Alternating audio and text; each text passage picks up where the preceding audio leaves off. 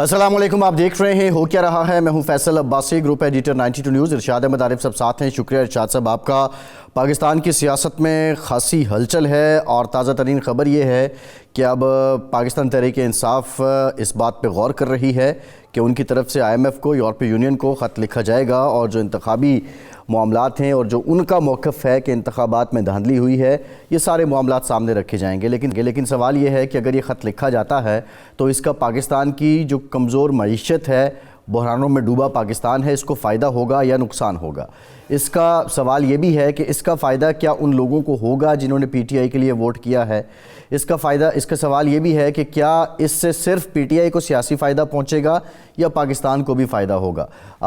بظاہر جو لگتا ہے اپیرنٹلی وہ تو ایسے ہی ہے کہ پاکستان تحریک انصاف کا یہ اقدام مزید معاملات کو پولیٹیسائز کرنے کے لیے ہے اور جس کا خمیازہ پاکستان کے عوام کو، پاکستان کی ریاست کو بھگتنا پڑے گا۔ پاکستان کو اس وقت درپیش معاشی چیلنجز کون سے ہیں، یہ انتہائی اہم نقطہ ہے۔ پاکستان کی طرف سے وہ کمپلائنس جو دی گئی تھی، IMF کی طرف سے جو شرائط تھیں، نگراں حکومت نے بڑی حد تک ان کو پورا کیا ہے۔ یہ جو سارا کیا دھرا ہے، اگر اس طرح کی آوازیں پاکستان سے اٹھتی ہیں تو اس کا پھر اثرات کیا ہوں گے؟ آج کے پروگرام میں اس پر ڈیٹیل گفتگو کریں گے۔ دوسری جانب شہباز شریف صاحب وزارت عظمیٰ کے لیے اڑان بھرنے کو تیار ہیں، لیکن اس اڑان میں بہت زیادہ ٹربلنس بھی آ رہی ہے۔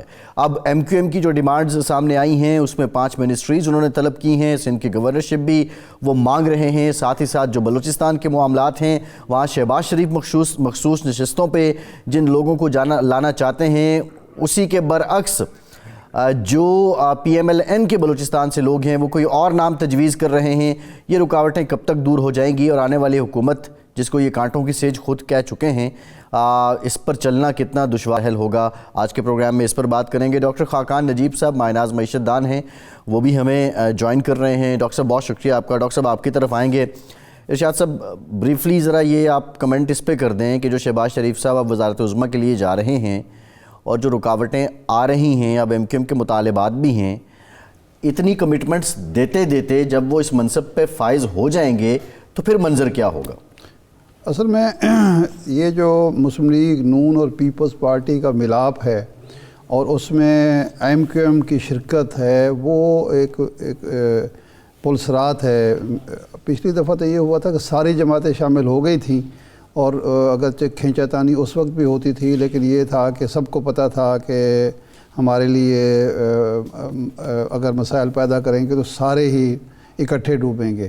اب چونکہ سمجھا جا رہا ہے کہ ہمارے مد مقابل جو ہیں وہ اب اس طرح سے موجود نہیں ہیں جس طرح سے پچھلی دفعہ تھے، ان کے لیے میدان کھلا تھا، تو اب ہر فریق جو چاہتا ہے وہ زیادہ سے زیادہ فائدہ اٹھانا چاہتا ہے اور ان کو 5 سال اصل میں نظر آ رہے ہیں۔ اب پیپلز پارٹی یہ سمجھتی ہے کہ MQM اگر گورنرشپ لے جاتی ہے، 5 منسٹریز لے جاتی ہیں تو صوبے میں ہمارے لیے اور کراچی اور حیدرآباد میں ہمارے لیے مسائل کھڑے ہوں گے۔ بلوچستان کی مسلم لیگ خود یہ کہتی ہے کہ جی ہمیں کیا فائدہ اگر ہم نے ساری جدوجہد کر کے لڑائی وہاں اپنے اختلافات اپنے جو ہیں وہ پیدا کر کے کئی لوگوں سے ہاتھ دھو کے، زہری صاحب چلے گئے، عبدالقادر بلوچ چلے گئے، کئی اور لوگ چلے گئے، اور پھر بھی حکومت میں ہم سیکنڈری ہماری پوزیشن ہوتی ہے، تو پھر ہماری ساری جدوجہد کہاں چلی گئی؟ یہ مسائل ہیں، یہ جاری رہیں گے اور ساتھ ساتھ میرا خیال ہے حکومت بھی بنے گی بھی اور چلے گی بھی، اور اس کا اصل جو مسئلہ ہوگا وہ معیشت ہوگی، کیونکہ مہنگائی اور بے روزگاری دو اتنے بڑے عفریت سامنے کھڑے ہوئے ہیں کہ ان سے مقابلہ کرتے کرتے شہباز شریف صاحب کو اور مسلم لیگ کو بہت ساری جو ہے نا طاقت اور توانائی خرچ کرنی پڑے گی۔ لیکن اس بارے میں میرے خیال ہے خاقان نجیب صاحب سے پوچھ رہے تھے، لیکن میرا خیال ہے خاقان صاحب اس پر آنے سے پہلے یہ بتائیں کہ PTI اگر خط لکھتی ہے IMF کو، یورپی یونین کو، کہ جو گورننس کا ایشو ہے وہ سالو نہیں ہو سکتا، نئی حکومت نہیں کر سکتی جب تک کہ اس کی جو کریڈیبلٹی ہے یا اس کا جواز حکومت ہے وہ طے نہ کر دیا جائے، تو کتنی مشکل ہوگی حکومت کے لیے۔ کیا حکومت، نئی حکومت جو مخلوط حکومت ہوگی، کیا اس خط کی وجہ سے IMF کا نیا پیغام لیتے ہوئے بہت سی مشکلات کا شکار ہوگی یا نہیں؟ یہ روٹین کی بات ہے۔ IMF के प्रोग्राम में अब भी है, और पाकिस्तान को एक नया प्रोग्राम लेना भी पाकिस्तान की मैक्रो इकोनॉमिक स्टेबिलिटी, जिसका मतलब है कि इन्फ्लेशन कम हो, कोई हमारे करंट अकाउंट का खसारा संभले, मालियाती खसारा संभले, इन चीज़ों को मेंटेन करने के लिए IMF के प्रोग्राम में जाना, मेरी तो ये बड़ी जिसे कहेंगे कंसर्टेड ओपिनियन है, ज़रूरी है।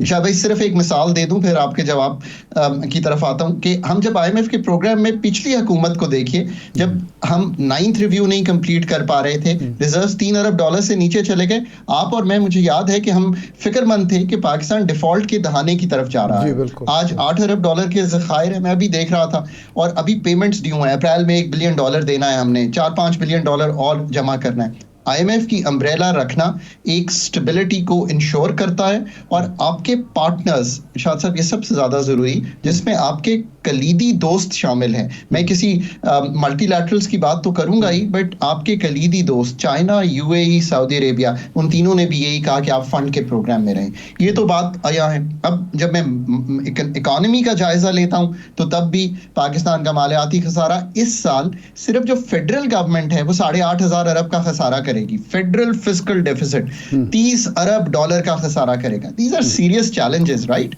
25% इन्फ्लेशन अब है, 25% पिछले साल थी। अब आप बता दीजिए कि क्यूमुलेटिवली अगर 50% ही ये चीजें बढ़ जाएं, किसी की पॉकेट पे कितना भारी पड़ रहा होगा। एनर्जी का क्राइसिस अलग है। देखिए, मेरा ये कंसर्टेड ओपिनियन है कि सब मैच्योर लोग हैं। PTI ने भी IMF का प्रोग्राम किया है, खुद किया है, मैं उस टीम का पार्ट था जब उन्होंने किया। इससे पहले भी PMLN ने 13-16 का प्रोग्राम किया, मैंने तब भी उनको सपोर्ट किया था। वो प्रोग्राम हमने कंप्लीट किया, मैं उस टीम का तो बिल्कुल ही कलीदी पार्ट था, और हमने फ्रेम किया और कंप्लीट किया।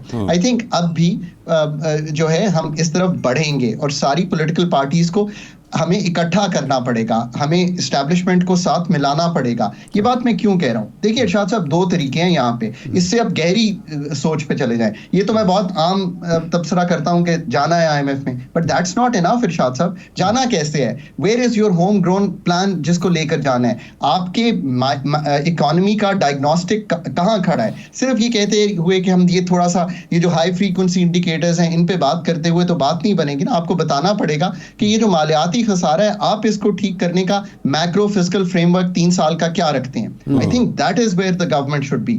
उस पे सबको ऑन बोर्ड लाना चाहिए। मैं तो यहां तक कहता हूं, everyone should first be comfortable कि हम IMF से गुफ्तगू करने क्या जा रहे हैं, क्योंकि ये तो मुल्क का मसला है। ये मेरा, आपका, PTI, PMLN या एस्टैब्लिशमेंट का मसला नहीं है। डॉक्टर साहब, सवाल ये है, अब देखिए बुनियादी तौर पे तो जो पॉलिटिकल अनसर्टेनिटी है that leads to economic uncertainty.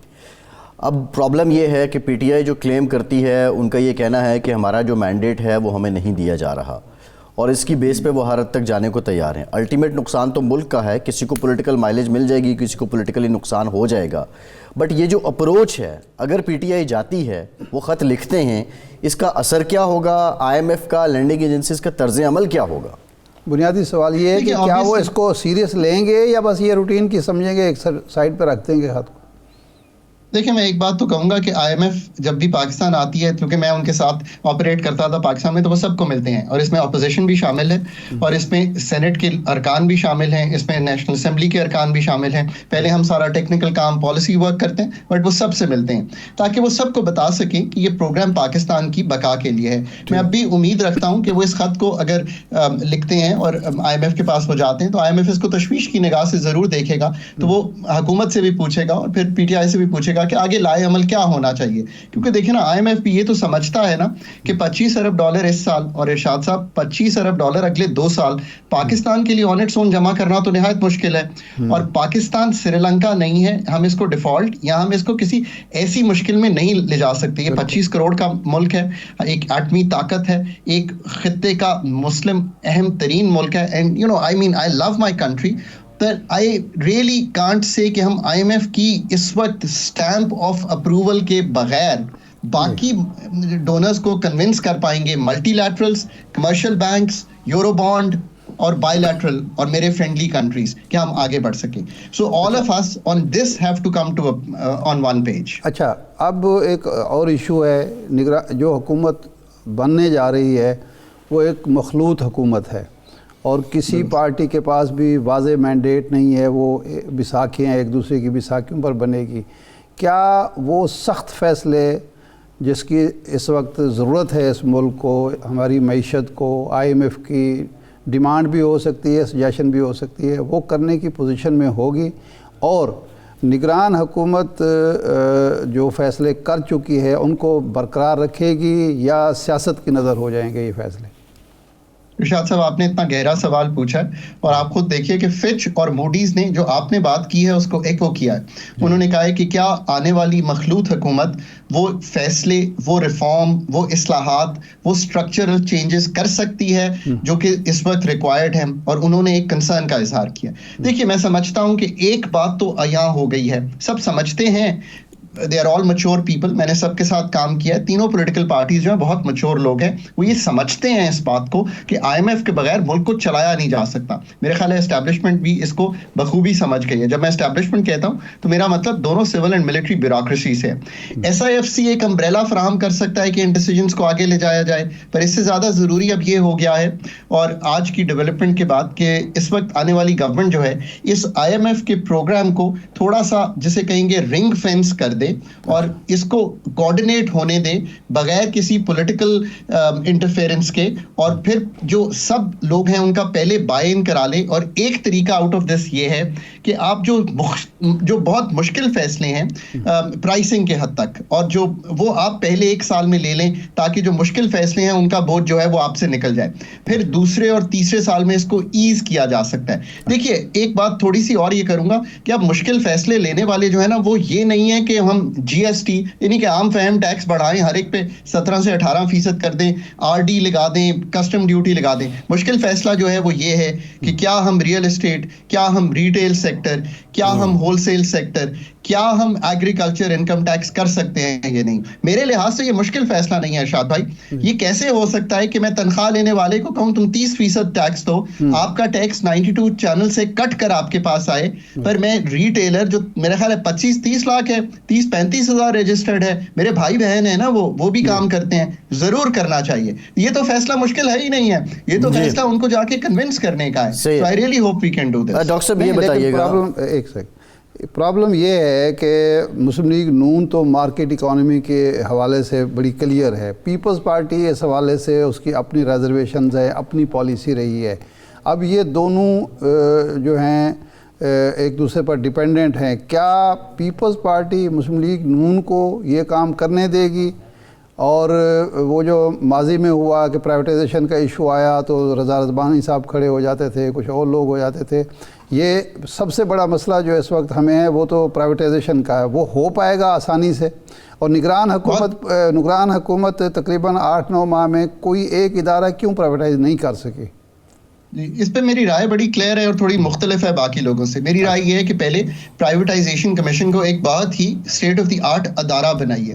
ہم نے پرائیویٹائزیشن کمیشن میں ڈویژن کو علیحدہ کیا ہوا ہے، کمیشن کو علیحدہ کیا ہوا ہے۔ کمیشن کا پہلے تو آپ چیئر پرسن لائیے جو اس کو ہیڈ کرے، تاکہ وہ تکنیکی کام، فائنینشیل کام، HR کا کام ہر ادارے میں بڑا کلیئرلی کر سکے، اور وہ بھی ہوم گرون ہو، ہوم ڈیفائنڈ ہو، تاکہ جب آپ جا کے پہلے پالیٹی کو کنونس کرنا چاہتے ہیں کہ ہم کیا کرنا چاہتے ہیں، تو اس میں آپ بتائیے کہ اگر 8-9 ہزار PIA کا امپلائی ہے کیسے ہینڈل ہوگا۔ اگر PIA کے ڈیٹس ہیں تو اس کا یہ مطلب تو نہیں ہے کہ سرکار سارے وہ ڈیٹس اٹھا لے، اٹھانے تو کچھ پڑیں گے، پر اس کا بوجھ کیسے نہیں سرکار پر آئے گا۔ پھر یہ بات کہ کیسے کمپیٹیٹو بیہیویئر بنا کر قیمتوں کو نیچے لایا جائے گا، جیسے ٹیلی کام سیکٹر میں ہوا۔ جب آپ یہ سارے کام کریں گے نا ارشاد صاحب، تب پالیٹی کو آپ کنورس کر پائیں گے۔ جب بھی میں پالیٹیشنز کے پاس فیصلے کروانے چاہتا تھا، چونکہ یہ کام میں نے کیا ہے، تو میں میک شیور کرتا تھا کہ the quality of the decision that I am taking to them is so good کہ وہ سمجھیں اس بات کو کہ یہ پراسپیرٹی آف نیشن کا ڈیسیژن ہے۔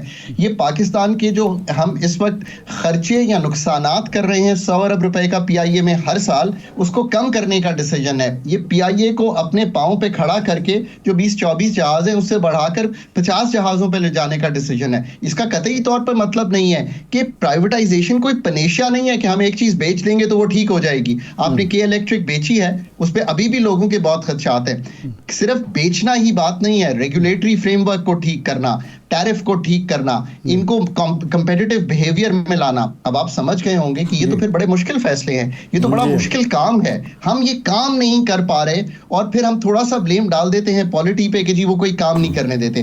پالیٹی کو اب چاہیے کہ प्राइवेटाइजेशन को, इन्वेस्टमेंट को, इनको ऐसे फाल अदारे बनाएं कि ये इनके लिए इन्वेस्टमेंट भी ला सके, जो ब्राउन प्रोजेक्ट्स यानी कि जो ब्राउन फील्ड हैं जो लगे हुए हैं उनको भी हमारे से बोझ उतार सके और नए प्रोजेक्ट मनीज भी ला सके, और फिर SIFC इससे कंबाइन होकर और सारी ऑपोजिशन को भी देखिए, opposition parliamentary form of government में एक बड़ा इंपॉर्टेंट जुज रखते हैं, आप उनको अलहदा तो नहीं कर सकते, they are a watch dog on the government. So I really hope कि जो भी आने वाली हुकूमत होगी उसमें ये अपना रोल अदा करेंगे। डॉक्टर साहब ये बता दें कि अब जो आने वाली हुकूमतें हैं सूबों में देखें तो वो मुतफर्रिक हैं, KP में PTI लगती है, पंजाब में PMLN, सिंध में पीपल्स पार्टी, मिली जुली हुकूमत बलूचिस्तान में है लेकिन लीड पीपल्स पार्टी करेगी।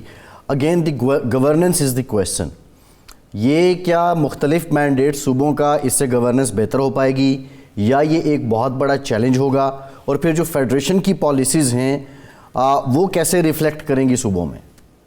सो आपने एक बहुत ही इंपॉर्टेंट बात सामने रखी, पाकिस्तान में एक गवर्नमेंट नहीं 5 गवर्नमेंट्स आने वाली हैं, और पाकिस्तान में 18वीं तरमीम के बाद बहुत से सब्जेक्ट ऐसे हैं जो अब सूबों की रिस्पॉन्सिबिलिटी हैं, poverty, education, health, social sector, ज़कात, उशर, ये क्लाइमेट चेंज, एग्रीकल्चर, फूड। सो अगर ये सब सूबों की रिस्पॉन्सिबिलिटी है तो एक तो वफाक को चाहिए कि ये उनको दे दे, उनको इतने पैसे दे रहा है ताकि वो ये काम कर सकें। अब सूबाई गवर्नमेंट्स पे बहुत बड़ी जिम्मेदारी है। देखिए, जब मैंने टैक्सेस का जिक्र किया, जो इस वक्त रियल स्टेट पे टैक्स है वो सारा तो प्रोविंशियल गवर्नमेंट के पास है, आगे बढ़ें, इसको एक्साइज एंड टैक्सेशन पे आगे बढ़ें, एग्रीकल्चर इनकम टैक्स पे आगे बढ़ें, वो जितना टैक्स कलेक्ट करेंगे, और फिर ये प्रोविंशियल फाइनेंस कमीशंस का इजरा। सो ये सारा काम हम सूबों को भी अब उतनी ही स्क्रूटनी से देखेंगे और ये उम्मीद रखेंगे कि वो फेडरल गवर्नमेंट से जो फंड्स लेती हैं उससे फिर आगे बढ़ें, अपने फंड्स कलेक्ट करें। और बहुत इंपॉर्टेंट बात यह है सर कि अब आपको NFC को दोबारा देखना पड़ेगा। पाकिस्तान का इस वक्त फेडरल फिस्कल फ्रेमवर्क इतना ब्रोकन हो चुका है कि ना ही उसको चलाया जा सकता है इन द प्रेजेंट फॉर्म, और NFC का रिव्यू जो कि बहुत ज़रूरी हो गया, साथ में NFC से आगे जाना। 60% के करीब हम सूबों को देते हैं, पर रिस्पॉन्सिबिलिटी 17-18 सब्जेक्ट्स की अभी भी फेडरल में लिए हुए हैं। So ये सारा जो है इसको रिव्यू करना पड़ेगा, और लेट्स होप कि with maturity all of them move. Doctor साहब, ये MQM कह रही है कि NFC का सबसे बड़ा मसला ये भी है कि वो सूबों को चला जाता है, सूबों से अजला तक नहीं जाता, वो सूबों में जाके वो मनसूबों की नज़र हो जाता है। एक तो इसको अगर आप छेड़ेंगे तो वो 18वीं तरमीम का इशू खड़ा हो जाएगा, और दूसरा ये है कि अजला तक अगर इसको ले जाया जाए तो उसके बाद मामला ठीक हो सकते हैं, गवर्नेंस बेहतर हो सकती है। लोकल गवर्नमेंट्स जो है ना, वो तो लोकल गवर्नमेंट आकर आपकी दहलीज पर हर चीज देती है, नली नाला पानी, ये सब सैनिटेशन, ये उनका काम है। सिटीज को पनपने देना, कराची को एक ग्रोथ सेंटर, कराची माशाल्लाह 2.5 करोड़ आवाम का शहर है, किसी जमाने में हमारी जो इतनी बड़ी रोशनियां थी वहां से आती थी, आज भी आती हैं, इतना बड़ा तिजारत वहां से होती है, समुद्री तिजारत होती है, इंडस्ट्री लगी हुई है। इसी तरह आपने बहुत से शहर बनाने हैं, दुनिया में जो ग्रोथ है वो शहरों से आती है और वो लोकल गवर्नमेंट से आती है। वो एक मिसाल थी ना कि कहीं शिकागो में कोई स्नो पड़ी तो एक दिन ठीक तरह रिमूव नहीं हुई तो उनके मेयर को रिजाइन करना पड़ा। That is the kind of local government Pakistan needs, और प्रोविंशियल फाइनेंस कमीशन, ताकि जो पैसे हैं वो लोकल सतह पर आएं और इलेक्टेड मेयर्स अपना काम कर सकें, ताकि कराची, लाहौर, पेशावर, गुजरांवाला, पाकिस्तान का हर जो शहर है वो एक खुद ग्रोथ सेंटर बन जाए। वहां पे ना सिर्फ तिजारत हो बल्कि लोगों को काम करने के नए मौके पैदा हों। सो आई थिंक ये सारी चीजें, अब बात ये है शाद साहब कि आज हमने कलीदी गुफ्तगू किया ना, पाकिस्तान का पाथ तो हमने बड़ा क्लियरली डिफाइन कर दिया है, ऑपोजिशन के रोल पे भी हमने खुल के बात की है। अब all these people are mature, they have been in government, let's hope कि this maturity comes through, and let's hope कि the establishment, both civil and military bureaucracy, supports the incoming leaders and the opposition to move on these things। पर इरशाद भाई, अगर ये चीजें नहीं करेंगे तो मैं ये जरूर कहता चलूं, मुझे इजाजत दीजिए, पाकिस्तान 7.5% का इस दफा मालियाती खसारा कर रहा है। जो इस वक्त की इन्फ्लेशन है, जो इस वक्त के सोशल सेक्टर के बच्चों को स्कूल से बाहर 2.5-3 करोड़ बच्चा, पाकिस्तान के 40% पावर्टी, ये सीरियस मसाइल हैं, इनको सीरियसली लीजिए। एनर्जी सेक्टर मुल्क की मईशत पर भारी पड़ रहा है। पाकिस्तान का इस वक्त एवरीथिंग टू इवन पे for the date payment, Pakistan has to borrow money, everything else income support, PSDP, تنخواہیں, pensions, everything is on borrowed funds. یہ کوئی اچھی صورتحال نہیں ہے. اگر آنے والی گورنمنٹ سرجیکل ٹریٹمنٹ سے ان سب کا کام نہیں کرے گی تو 1 یا 2 سال بعد ہم اس کو اور تشویش کی نگاہ سے دیکھ رہے ہوں گے. جی ٹھیک, بہت شکریہ ڈاکٹر خاقان نجیب صاحب آپ کے وقت کا. ایک بریک کے بعد دوبارہ حاضر ہوتے ہیں.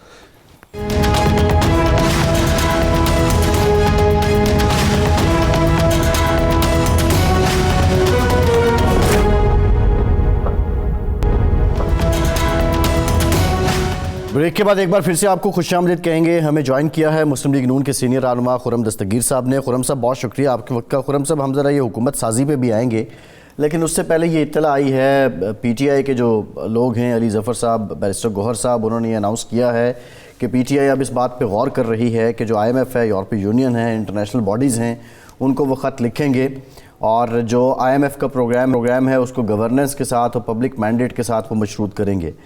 اگر یہ خط لکھا جاتا ہے, آپ سمجھتے ہیں کہ اس کی کوئی سگنیفیکنس ہوگی, اور یہ جو لینڈنگ ادارے ہیں ان کا طرز عمل کیا ہوگا پھر؟ شکریہ آپ نے مجھے مدعو کیا. یہ خط ایک بار پھر پی ٹی آئی کی طرف سے ایک ثبوت ہوگا کہ وہ پاکستان کی ریاست کے خیر خواہ نہیں ہیں, پاکستان میں رہنے والوں کے خیر خواہ نہیں ہیں.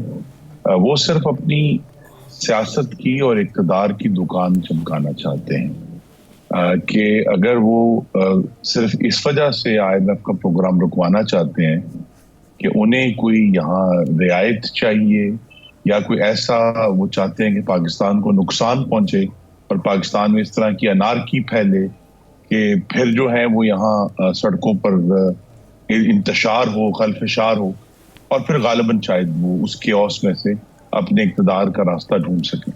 یہ ایسی جو خط لکھنے کی روش ہے یہ بہت ہی قابل مذمت ہے. پاکستان کے جو خارجہ تعلقات ہیں اس میں ایک انٹرونشن ہے, اور آپ کو یاد ہوگا, آپ کے ناظرین کو بھی میں یاد کرا دوں کہ ایسا ہی معاملہ جو ہے جب پی ٹی آئی کی حکومت کو قومی اسمبلی میں ایک نو کانفیڈنس موشن کا سامنا کرنا پڑا, اس وقت بھی ایک گفتگو سامنے آئی تھی ان کے صوبائی وزراء کی جانب سے کہ جی ایسا خط لکھ کے جو IMF کا پروگرام ہے اس کو سکٹل کرتے ہیں, پھر حکومت کمزور ہو جائے گی اور ایسا نہیں ہو سکے گا.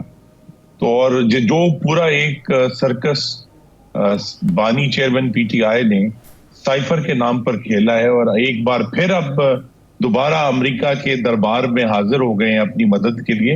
یہ جو خارجہ پالیسی کو اپنے داخلی سیاسی اقتدار کا ایندھن بنانا, یہ پی ٹی آئی کا ایک وتیرہ ہے, اور ایک بار پھر وہ باہر آ رہے ہیں. نہیں, یہ تو ہو گیا کہ ان کا جو بھی وتیرہ ہے. کیا نئی حکومت کے لیے کوئی مشکلات پیدا ہوں گی اس خط کی وجہ سے؟ IMF اس کو کوئی اہمیت دے گا؟ جی ایسے خطوط جو ہے نا جی, اس میں صرف IMF اور دوسرے جو ممالک ہیں ان کو اسینشلی پاکستان کے اندر سے پاکستان پر دباؤ ڈالنے کا جو ایندھن ہے وہ مل جاتا ہے. تو لہٰذا وہ جب یہاں آئیں گے, ابھی IMF کا مشن آئے گا تو وہ ضرور ڈسکشن جب بھی کہیں کسی نتیجے پر پہنچنے لگے گی, اور وہ نہیں چاہیں گے کہ نتیجے پر پہنچے, تو وہ یہ ہتھیار جو پی ٹی آئی نے ان کو فراہم کیا ہے یا کریں گے وہ باہر نکال لیں گے. لیکن یہ کہ اگر بات تو IMF سے جو ہم کہہ سکتے ہیں 95% گفتگو تو براہ راست شماریات پر اور اعداد پر ہوتی ہے, تو وہاں تو اتنا اثر نہیں ہے. لیکن جب ایک فائنل ڈیسیجن ہونے لگتا ہے تب اس کا ضرور اثر ہو سکتا ہے. لیکن الحمدللہ شہباز شریف صاحب اور ان کی جو کابینہ بنے گی اس میں یہ صلاحیت ہوگی کہ وہ ایسے معاملات کو کاؤنٹر کر سکیں. لیکن اس بات کی ایک بڑی صریح اور صاف مذمت آنی چاہیے ہر طرف سے کہ آپ نے جو سیاست کی ہے, ابھی انتخاب ہوا ہے, جو بھی اس کا نتیجہ ہے, لیکن اس کو اب پاکستان کے جو خارجہ امور ہیں یا بین الاقوامی معاشی تعلقات ہیں, اگر اس میں بھی آپ اس کے اوپر اثر انداز ہوں گے تو پوری پاکستانی قوم کا نقصان ہوگا, صرف حکومت کا نہیں ہوگا. اچھا خرم صاحب, پچھلی دفعہ جب یہ 9th ریویو کا ایشو تھا اور باقی معاملات تھے تو اسحاق ڈار صاحب ناکام رہے, اور اس کے بعد جناب شہباز شریف صاحب کو خود مداخلت کرنی پڑی, چین کے ساتھ، اس کے بعد سری لنکا کے صدر نے ان کی مدد کی جو انہوں نے خود ہمیں بتایا تھا. تو اب پھر اگر آپ کی حکومت کا یعنی جب آ رہی ہے تو آپ کے وزیر خزانہ اسحاق ڈار صاحب ہوں گے، اور اگر اسحاق ڈار صاحب ہوں گے تو پھر وہی مشکلات نہیں ہوں گے جو پچھلے سال تھیں. جی ابھی تک تو اس کا حتمی فیصلہ نہیں ہوا، اور مختلف نام جو ہیں وہ شہباز شریف صاحب کے سامنے ہیں، قائد محترم نواز شریف کے سامنے ہیں. اچھا، لہٰذا اس کا فیصلہ جب ہوگا تو تبھی ہم آگے بڑھ پائیں گے. صرف یہ ہے کہ جو IMF کا پروگرام ہے وہ ایک پاکستان کے لیے انتہائی مشکل بین الاقوامی حالات میں آ رہا ہے. صرف پاکستان کے اندرونی معاملات جو ہیں ان میں تبدیلی نہیں آئی، بلکہ بین الاقوامی حالات بھی، خاص طور پہ امریکہ کے افغانستان سے انخلا کے بعد اور روس کے یوکرین پر حملے کے بعد جو بین الاقوامی توجہ ہے پاکستان پر اب وہ واجبی سی رہ گئی ہے. اور لہذا وہاں پاکستان کے لیے اس طرح کے جذبات نہیں ہیں جو ماضی میں جن حکومتوں نے ڈیل کیا ہے انہوں نے دیکھے تھے. تو یہ ایک انتہائی مشکل صورتحال ہے، اور جو بھی وزیر خزانہ ہوگا اس کو ایک سخت گفتگو کا اور مذاکرات کے سیشن کا سامنا ہے. یعنی جناب اسحاق ڈار صاحب کے علاوہ بھی کچھ نام زیر غور ہیں اس وقت نامزد وزیر اعظم کے؟ جی بالکل زیر غور ہیں، اور ان سب چیزوں کو ہمیں فوری طور پہ ہم نے جو ایک بہت بڑی فاش غلطی تحریک انصاف نے دہرائی اس وقت کی تھی کہ وہ شروع میں نہیں گئے تھے. ہمیں فوراً ہی چونکہ IMF کے پاس جا کر مذاکرات کرنے ہیں تو لہذا ایک کریڈیبل جو بھی خاتون یا شخص کا ہونا ضروری ہے جو اس معاملے کو دیکھ سکے. اس کا مطلب ہے یہ وزیر خزانہ خاتون بھی ہو سکتی ہیں؟ جی نہیں، یہ سارے آپشنز قائد محترم کے سامنے ہیں، اور اسی لیے یہاں ہاں جی تو اسی لیے کوئی کسی بھی جو ہے اس پہ قدغن نہیں ہے. اگر کوئی خاتون بھی ایسی ہیں جو قابل ہیں اور اس معاملے کو دیکھ سکتی ہیں تو انہیں بھی ضرور دیکھا جائے. اچھا، یہ کیا وجہ ہوئی کہ جب الیکشن کمپین میاں نواز شریف صاحب نے کی، الیکشن سے 2 دن پہلے سارے اخبارات نے، بیشتر اخبارات میں وزیر اعظم نواز شریف کا اشتہار بھی چھپ گیا سب کچھ، لیکن جب الیکشن کے نتائج آئے ہیں تو میاں صاحب پیچھے ہٹ گئے اور شہباز شریف صاحب آگے آ گئے ہیں. اب آصف کرمانی صاحب آپ کے سینیٹر ہیں، نواز شریف صاحب کے، شہباز شریف صاحب کے قریبی ساتھی ہیں، آپ کے ساتھی ہیں، وہ یہ کہہ رہے ہیں کہ پارٹی کے اندر بھی کچھ لوگ نہیں چاہتے کہ نواز شریف صاحب وزیر اعظم ہوں، ان کو سوٹ کرتے ہیں شہباز شریف صاحب. تو یہ کون لوگ ہیں جو نواز شریف صاحب کو، قائد محترم کو وزیر اعظم نہیں دیکھنا چاہتے؟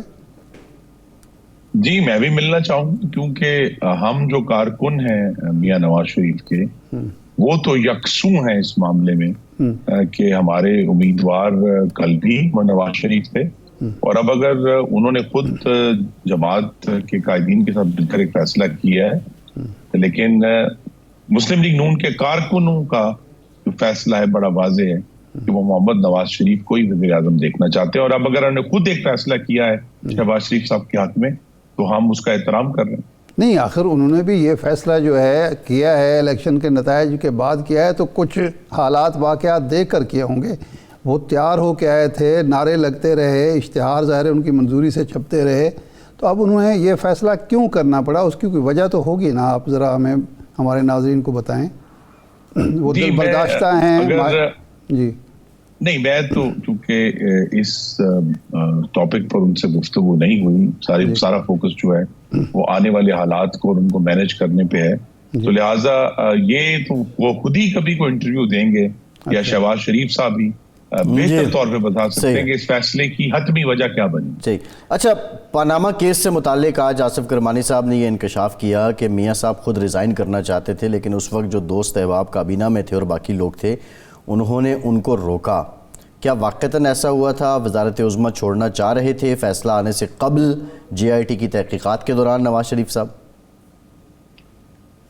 جی الفاظ کا چناؤ ایسا ہو سکتا ہے، اس وقت بھی یہ آپشنز ڈسکس ہوئے تھے، لیکن وزیر اعظم کی کابینہ جس میں بھی شامل تھا اور ان کے بہت سارے جو دوست تھے، ہم سب کی رائے یہ تھی کہ جس دن کاغذات میں آپ کا نام تک نہیں ہے اس کے لیے ہمیں دستخط یا کسی بھی قسم کی جو آپ نے استعفیٰ دینا اس کی ضرورت نہیں ہے. اور میں آج بھی اس پر قائم ہوں کہ پاناما کیس کا محمد نواز شریف سے نہ کوئی تعلق تھا، نہ ہے، نہ کبھی ہو سکتا ہے۔ جی صحیح ہے۔ تو یعنی کابینہ نے ان کو مشورہ دیا کہ آپ استعفیٰ نہ دیں، ورنہ تو اگر وہ استعفیٰ دیتے تو شاید وہ ہیرو ہوتے اور وہ جے آئی ٹی بھی ختم ہو جاتی اور دوبارہ بھی الیکشن آرام سے جیت سکتے تھے۔ نہیں جی، اس پہ کابینہ کی کوئی میٹنگ نہیں ہوئی تھی، جسے ہم کہتے ہیں رسمی، ایک غیر رسمی اجلاس ہوا تھا جو سب لوگ اس وقت ان کے معتمدین میں شامل تھے، تو لہذا وہی ایک انفارمل فیصلہ ہوا تھا کہ ہمیں آگے بڑھنا چاہیے۔ اور یہ اس لیے بھی یاد رکھنا ہے کہ ان دنوں ہم بالکل قریب آ گئے تھے، جو ہمارا لوڈ شیڈنگ کم کرنے کا منصوبہ تھا، ہمارا جو سی پیک کو بہت تیزی سے آگے لے کر جا رہے تھے، دہشت گردی کے خلاف جنگ بھی جو ہے وہ آخری اس میں مراحل میں تھی، تو اس وقت اس سب کو ڈسرپٹ کرنا بھی مناسب نہیں سمجھا گیا تھا۔ اچھا یہ فرمائیں کہ پیپلز پارٹی سے اتحاد ہو گیا، حکومت اب بنا رہے ہیں، پیپلز پارٹی نے کلیدی عہدے لے لیے لیکن حکومت میں وہ شامل نہیں ہوگی، یہ فار ایور ہے کہ پورے 5 سال وہ حکومت کا حصہ نہیں ہوگی، یا کوئی ہڈن معاہدے کو کوئی ہڈن شک ہے کہ جس کے تحت 3 سال وہ حکومت میں شامل نہیں ہوگی اور آپ کا وزیر اعظم ہوگا، اس کے بعد وہ وزیر اعظم لے آئیں گے اور آپ حکومت میں شامل نہ ہو کے ان کو برقرار رکھیں گے، ایسی چیز ہے جو، لیکن آپ کے جو پارٹی کے اندر ناقدین ہیں اس فیصلے کے، وہ کہتے ہیں جی پیپلز پارٹی سے تو ہم ہر لمحے بلیک میل ہوں گے، ہر وقت وہ ہمیں مشکلات کا شکار کرے گی، عوام کو جواب دہ ہم ہوں گے اور فوائد سارے وہ سمیٹیں گے۔ جی دیکھیے، مذاکراتی ٹیم کے چونکہ میں شامل نہیں تھا تو میں حتمی بات نہیں کر سکتا، لیکن جو ہمیں رپورٹ کیا گیا پارٹی کو اس میں ایسی 3-2 کی کوئی شک شامل نہیں ہے۔ ٹھیک ہے۔ اور ہماری بھی یہ خواہش ہے کہ جو غلبہ چاہتا ہے اس کو ملبے میں بھی برابر حصہ دار بننا چاہیے، تو ہم ابھی بھی ہماری آفر موجود ہے کہ اگر وہ وزارتیں لینا چاہیں تو وہ ضرور حکومت کا حصہ بنے، اور وہ بھی شاید اپنے سیاسی مستقبل کو سامنے رکھ کر یہ فیصلہ کیا ہے انہوں نے، وہ دیکھنا چاہ رہے ہیں کہ کیا یہ حکومت جو ہے پہلے 1.5-2 سال میں مہنگائی کم کر پاتی ہے، استحکام لے آتی ہے۔ تو اگر میرے خیال میں جو جون 2025 میں جو بجٹ آئے گا اس وقت تک اگر معاملہ کچھ سنبھل گیا انشاءاللہ جیسے ہماری توقع اور دعا ہے، تو پھر اس کے بعد وہ میری قیاس میں وہ پھر کابینہ کا حصہ بن جائیں گے۔ اچھا یہ بتائیں، 1 سال کی پرفارمنس کے بعد آپ سمجھتے ہیں کہ وہ کابینہ کا حصہ پیپلز پارٹی بننے کے لیے تیار ہوگی؟ فی الحال آپ 1 سال کہہ لیں، 1.5 سال کہہ لیں، استحکام تک کی بات ہے، وہ یعنی ایک ابتدائی دور دیکھیں گے جس میں اگر تو استحکام ہوا، مہنگائی کو کم از کم بریک لگی اور قیمتوں میں استحکام آ گیا، بجلی اور گیس کے بلوں کو بھی بریک لگی، تو اگر وہ ایسا محسوس کریں گے کہ اب حکومت سٹیبل ہے اور عوام کی کچھ نہ کچھ ریلیف دے دیا گیا ہے، پھر وہ میں صرف اپنی ذاتی رائے دے رہا ہوں، یہ پارٹی کی پالیسی نہیں ہے، میری ذاتی رائے ہے کہ وہ شامل ہو جائیں گے، کیونکہ ہم سب جو ہیں وہ اپنے سیاسی مستقبل کی طرف دیکھ کر فیصلہ کرتے ہیں، اور یہ بھی آپ کو معلوم ہے صحافت کا پرانا مقولہ ہے کہ انتخابات کی جو رات ہے اس رات اگلے انتخابات کی تیاری شروع ہو جاتی ہے۔ اچھا خرم صاحب یہ بتائیں کہ اب آپ کی پارٹی کے اندر بھی یہ بہت بڑا کرٹیسزم ہے اور آپ اس بات کو بھی ایکسیپٹ کر رہے ہیں، پارٹی کے اور لوگ بھی کر رہے ہیں کہ پیپلز پارٹی اپنے وعدے کا سودا دیکھ رہی ہے، حالات بہتر ہوئے تو آ جائیں گے اور دوسری صورت بھی ہو سکتی ہے کہ وہ جو ابھی اتحاد سپورٹ کر رہے ہیں شاید اس سے بھی نکل جائیں،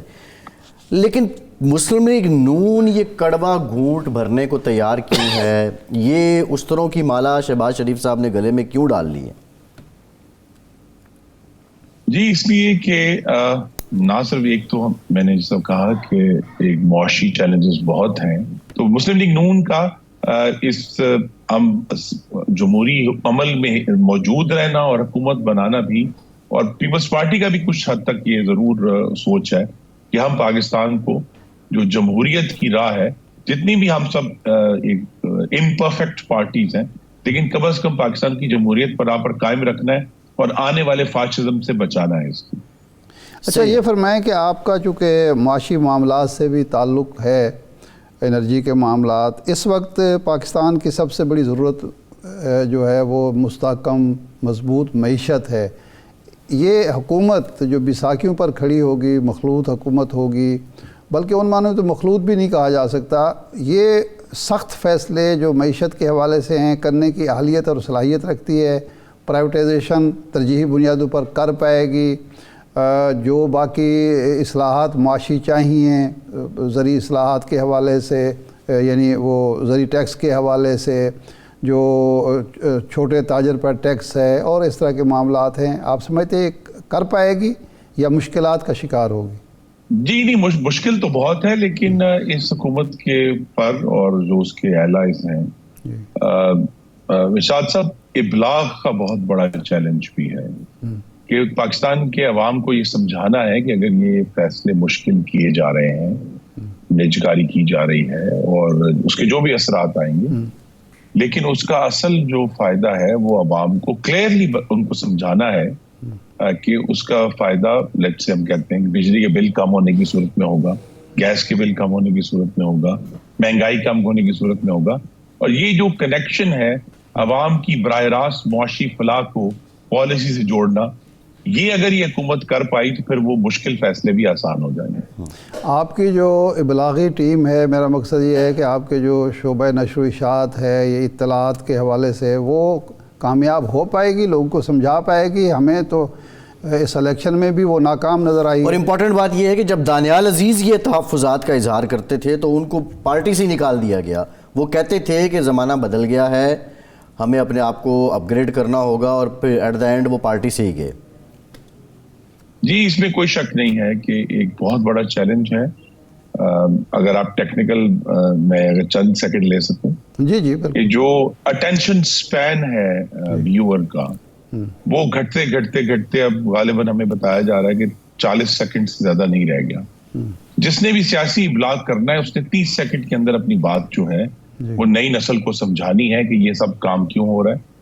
اور جو مستقل طور پر جسے کہتے ہیں کانٹینٹ جنریشن, وہ یہ نہیں کہ آپ نے دن میں ایک پریس کانفرنس کر دی تو آپ کا ابلاغ ہو گیا.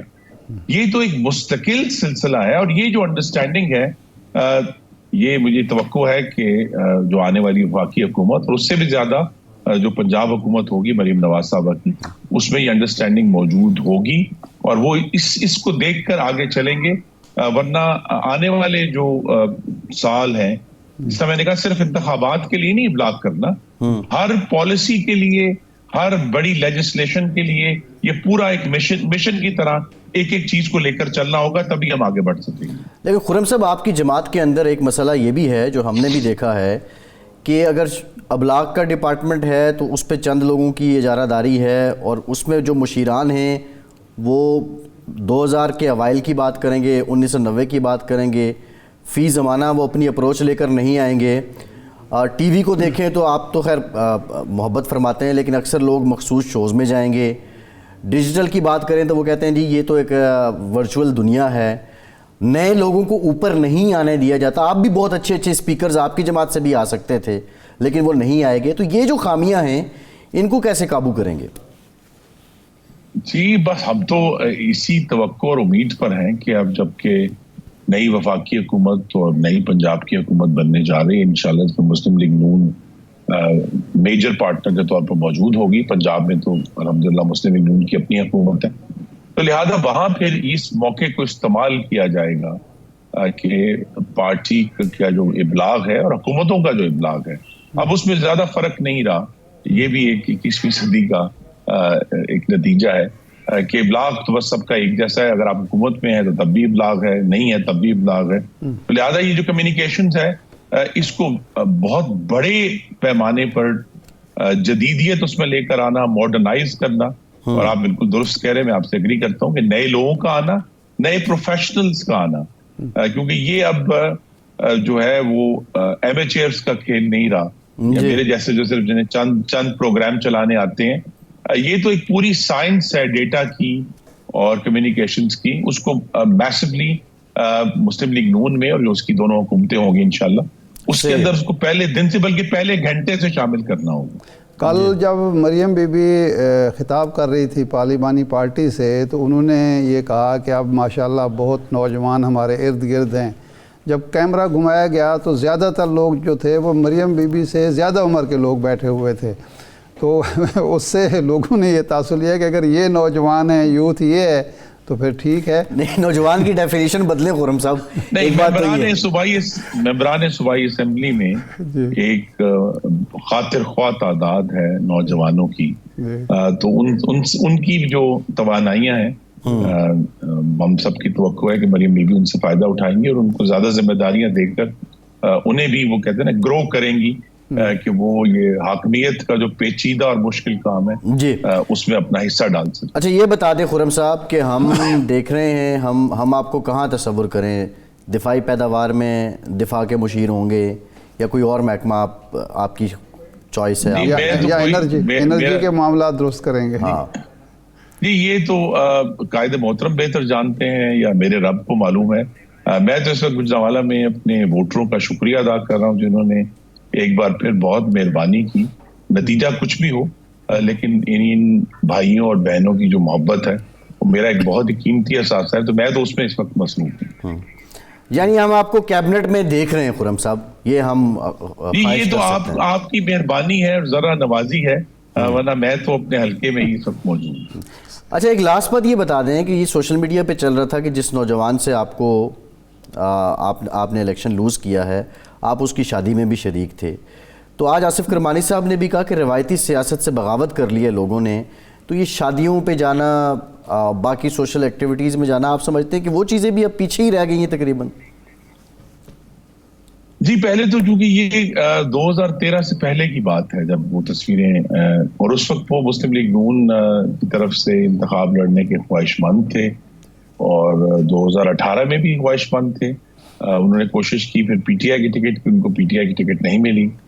وہ تو اس سے قطع نظر یہ جو آپ نے جو ایشو اٹھایا وہ یہی ہے کہ ہمارے رویے بہت متشدد ہو گئے ہیں. اگر وہ مخالف جماعت میں بھی ہیں تو ہمیں ان کی شادیوں پر جانا چاہیے, ہمیں ان کے غم میں شرکت کرنی چاہیے, لیکن اس میں بھی ایک بہت بڑا رول ہے کہ سوشل میڈیا جو ایکسٹریم ویو ہیں, جو ایک انتہائی سوچ ہے, اسی کو ریوارڈ کرتا ہے لائک سے اور ری ٹویٹ سے اور مختلف قسم کے جو ریوارڈ میکنزمز ہیں سوشل میڈیا پہ. تو اس کی وجہ سے صرف پاکستان میں نہیں پوری دنیا میں رویے جو ہیں وہ پہلے سے زیادہ سخت ہو گئے ہیں, راسخ ہو گئے ہیں, اور پوری دنیا کی جو ڈیموکریسی ہے اس کے اندر تلخی بڑھ گئی ہے. صحیح, ٹھیک, بہت شکریہ خرم دستگیر صاحب آپ کے وقت کا. ایک بریک کے بعد حاضر ہوتے ہیں.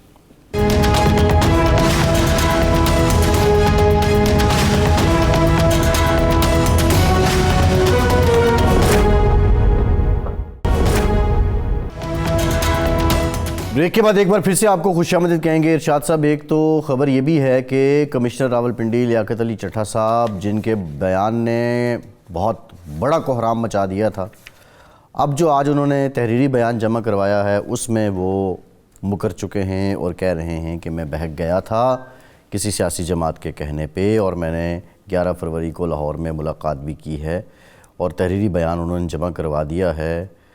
کس پہ یقین کریں؟ نہیں یہ خبر جو ہے یہ لیاقت علی چٹھا صاحب سے ہمیں ملی ہے یا نہیں؟ یہ باقاعدہ طور پہ ان کے سٹیٹمنٹ جو ہے ان کی سٹیٹمنٹ بھی, ہاں سٹیٹمنٹ ان کی آ چکی ہے, مختلف ٹی وی رپورٹس میں بھی آ رہا ہے. بالکل پہلے دن بھی میں نے یہ کہا تھا کہ ضروری نہیں کہ لیاقت چٹھا صاحب سچ بول رہے ہوں, ضروری نہیں کہ لیاقت چٹھا صاحب جو کچھ کہہ رہے ہیں وہ اپنی مرضی سے کہہ رہے ہیں, کسی انفلوئنس کا نتیجہ نہیں ہے. لیکن اس کے ساتھ ہی ساتھ ضروری ہے کہ ان کے جو اتنے دن گزرے ہیں ایک عدالتی تحقیقات ہونی چاہیے. الیکشن کمیشن جو انکوائری کرتا ہے, الیکشن کمیشن ایک فریق ہے, جو فریق ہوتا ہے وہ جج نہیں ہوتا. یہ انکوائری ہونی چاہیے تھی کوئی تھرڈ پارٹی, اور سب سے بہتر یہ فورم جو تھا وہ عدالت کا فورم. تو انہوں نے تو عدالت کو بھی فریق بنا دیا تھا. نہیں, انہوں نے عدالت کو فریق نہیں بنایا تھا, ایک نام لیا تھا.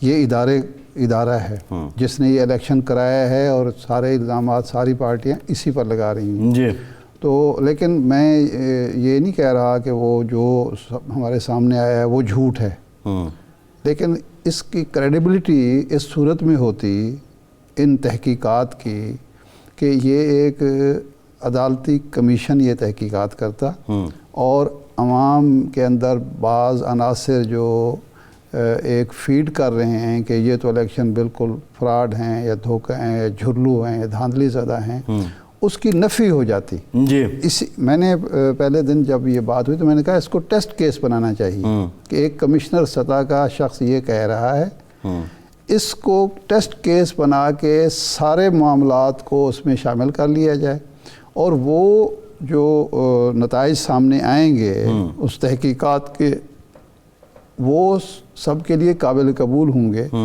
اور فار ایور یہ طے ہو جائے گا جی کہ جناب والا آئندہ الیکشن کس طرح ہوں گے, ان کے نتائج کس طرح مرتب ہوں گے, کس طرح نشر ہوں گے, اور کس انداز میں جو پریزائڈنگ افسر ہیں آرؤز ہیں وہ کس طرح فرائض انجام دیں گے. اچھا ارشاد صاحب, دوسری ڈیولپمنٹ یہ ہے کہ مولانا صاحب کی پریس کانفرنس آپ نے آج سنی.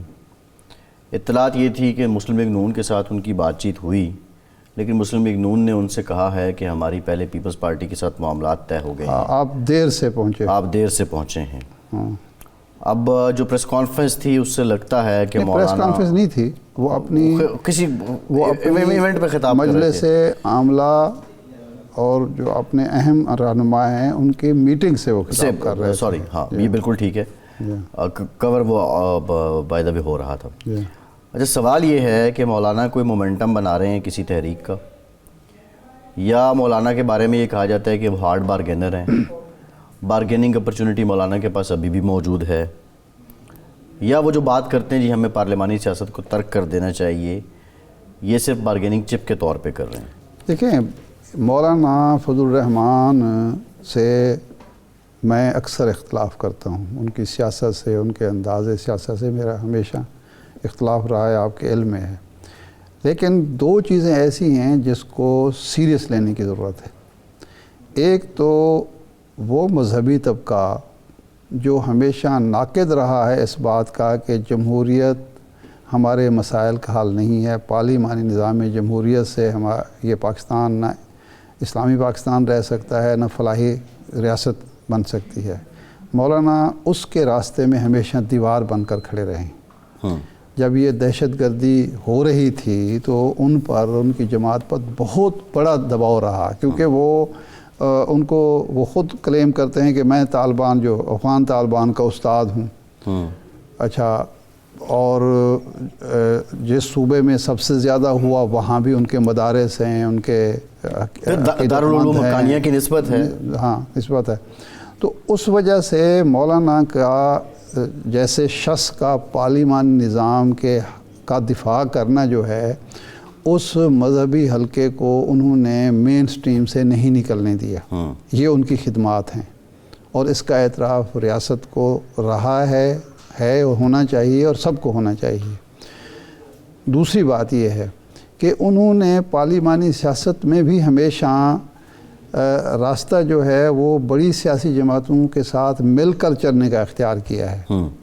اس کا مطلب کیا ہوتا ہے کہ جو سیاست میں ایکسٹریمزم ہے اس کی بھی انہوں نے ہمیشہ حوصلہ شکنی کی ہے. پیپلز پارٹی کے ساتھ وہ چلیں, ہم اس پر اعتراض کر سکتے ہیں کہ مفادات کی خاطر چلے ہیں, وزارتوں کی خاطر چلے ہیں, کشمیر کمیٹی کے چیئرمین بننے کے لیے چلے ہیں, لیکن اس کا دوسرا پہلو یہ ہے کہ اس کی وجہ سے ایکسٹریمزم کی نفی بھی ہوئی ہے. تو مولانا آج مولانا اگر یہ کہہ رہے ہیں تو اس کو سیریس لینے کی ضرورت ہے, نہ کہ اس کا مذاق. صحیح ہے. ارشاد صاحب پروگرام کا ٹائم ختم ہو گیا, بہت شکریہ آپ کا. آج کے پروگرام اجازت دیجیے.